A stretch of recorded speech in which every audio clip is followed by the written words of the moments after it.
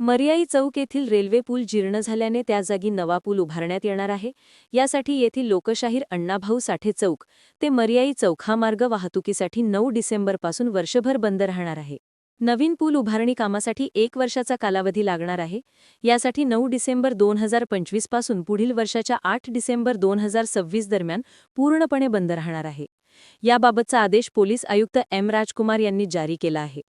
मंगळवेढा रोडकडून हैदराबाद, तुळजापूर, विजापूर, पुण्याकडे जाणारी वाहतूक नवीन विजापूर रोड ते केगाव बायपास अशी होणार आहेत. देगाव व दमाणीनगर येथील रहिवाशी सोलापूर शहरात येण्या-जाण्यासाठी Jagtap hospital, CNS hospital, Jankar Nagar, नवीन रेल्वे बोगदा, अभिमान श्रीनगर, अरविंदधाम वसाहत, जुना पुना नाका हा मार्ग वापरतील.